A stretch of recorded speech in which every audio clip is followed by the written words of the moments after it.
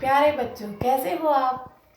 आज हम पाठ 8 के, जिसका नाम है खेल कूद में शरीर रचना विज्ञान, शरीर क्रिया विज्ञान तथा कैंसियोलॉजी के मूलभूत सिद्धांत के टॉपिक शरीर रचना विज्ञान और शरीर विज्ञान के बारे में बात करेंगे, जो कक्षा 11 का पाठ 8 है। तो शरीर रचना विज्ञान, जो कि नाम से स्पष्ट है, शरीर की रचना का विज्ञान। इस विज्ञान में हम जीवों की शारीरिक संरचना का अध्ययन करते हैं। शरीर के विभिन्न संस्थान जैसे श्वसन संस्थान, पाचन क्रिया संस्थान, स्नायु संस्थान, अस्थि संस्थान, मांसपेशी संस्थान आदि के कार्यों का अध्ययन इस शाखा में किया जाता है। इसके अलावा मनुष्य के सभी अंगों की बनावट, उनका आकार, स्वरूप, स्थिति और भार आदि का अध्ययन भी इसी विज्ञान में किया जाता है। दूसरा है शरीर क्रिया विज्ञान।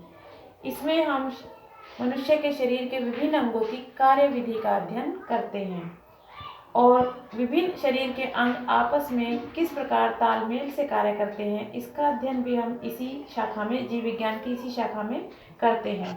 तो ये दोनों विज्ञान एक दूसरे के पूरक हैं, यानी कि एक के बिना दूसरा अधूरा है। हमें एक का अगर ज्ञान इसके बारे में अगर जानना है तो हमें दूसरे का भी ज्ञान होना जरूरी है, क्योंकि एक की अनुपस्थिति में दूसरे का अध्ययन बहुत मुश्किल होता है। जैसे कि यदि हमें किसी अंग के कार्यविधि के बारे में जानना है, तो हम जब तक उस अंग की बनावट के बारे में नहीं जानेंगे तो उसकी कार्यविधि के बारे में हम समझ नहीं पाएंगे। तो इन दोनों विज्ञान का क्या महत्व है, इसमें सबसे पहले आता है शरीर के अंगों। शरीर के अंगों की संरचना की जानकारी मिलती है, यानी कि शरीर के अंगों की बनावट क्या है उसके बारे में जानकारी मिलती है, और उन अंगों का कार्य क्या है। इन दोनों विज्ञान का अध्ययन करने पर हमें इन दोनों टॉपिक्स को हम क्लियर कर सकते हैं कि शरीर के अंग की बनावट क्या है, उन अंगों का कार्य क्या है। खेल चुनाव में सहायक। खेल चुनाव में सहायक विभिन्न प्रकार के खेलों में विभिन्न प्रकार की शारीरिक संरचना और क्रियात्मक क्षमता की आवश्यकता होती है खिलाड़ियों की। तो इन दोनों विज्ञानों का अध्ययन करने पर हम शरीर के विभिन्न अंगों की संरचना और उनके कार्यों की जानकारी प्राप्त कर लेते हैं, जिससे खेल का चुनाव करने में सहायता मिलती है। जैसे कि कोई व्यक्ति अगर बहुत छोटे कद का है और उसका वजन बहुत अधिक है, तो उसके लिए भारोत्तोलन या कुश्ती दौड़ की अपेक्षा अच्छा विकल्प है, यानी कि वह दौड़ की बजाय वेट लिफ्टिंग में ज़्यादा अच्छा परफॉर्म कर पाएगा। तो ये हम कैसे प्राप्त कर सकते हैं जानकारी। नेक्स्ट है प्रशिक्षण कार्यक्रम। प्रशिक्षण कार्यक्रम में ये विज्ञान किस प्रकार सहायक होते हैं। इन दोनों विज्ञान का अध्ययन करने पर जब हम खिलाड़ी की शारीरिक संरचना और उसकी योग्यता और क्षमता की जानकारी प्राप्त कर लेते हैं, तो उस खिलाड़ी के लिए विशेष प्रशिक्षण कार्यक्रम तैयार किया जा सकता है। शारीरिक पुष्टि। शारीरिक पुष्टि में किस प्रकार सहायक हो सकता है। हर खेल के लिए एक विशेष कौशल की आवश्यकता होती है, जैसे कि छोटी दौड़ों के लिए गति की आवश्यकता होती है, लंबी दौड़ों के लिए अधिक सहन क्षमता की आवश्यकता होती है। तो इन दोनों विज्ञान का जब हम अध्ययन कर लेते हैं, तो शरीर की संरचना और उनके अंगों के कार्यों की जानकारी के आधार पर हम शारीरिक पुष्टि के उपरोक्त अंगों के विकास के लिए अलग अलग प्रशिक्षण कार्यक्रम बना सकते हैं।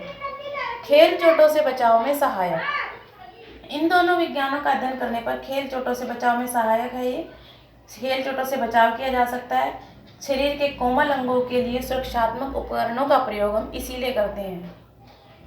प्राथमिक सहायता में भी ये सहायक है। यदि खेल के दौरान चोट लग जाती है और हमें प्राथमिक सहायता देनी हो किसी खिलाड़ी को, तो हम तभी दे सकते हैं जब हमें इस जीव विज्ञान और जीव विज्ञान में शरीर रचना विज्ञान और शरीर क्रिया विज्ञान का ज्ञान हो।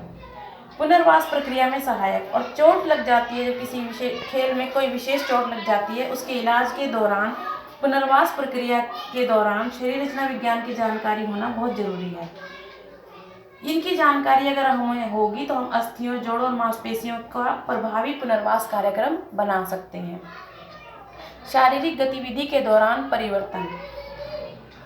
खिलाड़ियों को व्यायाम करते समय शरीर में कई प्रकार के परिवर्तन महसूस होते हैं, तो शरीर क्रिया विज्ञान द्वारा ऐसे परिवर्तनों की जानकारी के आधार पर खिलाड़ी के आहार में परिवर्तन करके हम खेल प्रदर्शन में सुधार कर सकते हैं। इन दोनों विज्ञान का अध्ययन करने पर महिला और पुरुष की शारीरिक भिन्नता का ज्ञान होता है, और उसके आधार पर, जैसे कि महिला और पुरुष के कंधों के संरचना के आधार पर हम महिलाओं का जो गोला फेंक और चक्का फेंक जैसी प्रतियोगिता है, उसके दौरान जो हम उपकरण यूज़ करते हैं उन दोनों का भार अलग अलग होता है। महिलाओं के लिए भार कम होता है, पुरुषों के लिए अधिक होता है।